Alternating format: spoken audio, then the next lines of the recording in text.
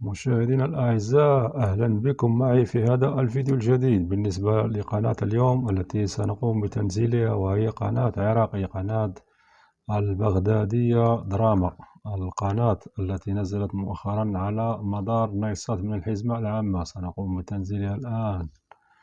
الدخول دائما إلى التركيب ثم إعدادات الهواء، نختار الدخول إلى الأقمار الصناعية، نختار نايل سات، بعدها نمر إلى قائمة المصادر، نضغط أوكي ونبحث عن الإضافة.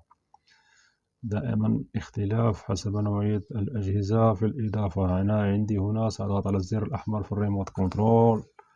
إذا خاصية إضافة التردد الجديد وهو 10 1 0 كما قلنا 1 0 8 عفوا 1 0 7 2 7 10 727.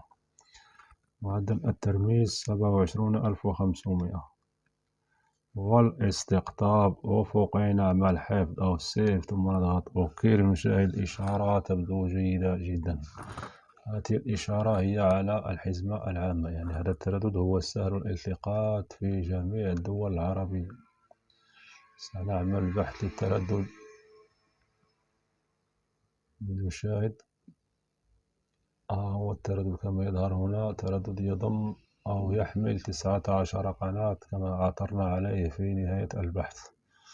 هذا التردد يضم قنوات، كذلك بعض القنوات العراقية. سنعمل إكزيت خروج لنشاهد قناة دراما أو البغدادية دراما. قناة البغدادية دراما كما نشاهد. القناة تبث بنظام HD كما نشاهد HD أمامنا. إذا القناة ليست SD.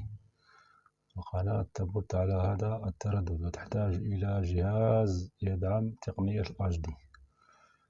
القناة يعني ليست SD. هناك بعض القنوات العراقية متواجدة هنا لكن تعمل بنظام SD. إذا قناة البغدادية دراما هي قناة. سنشاهد لوجو القناة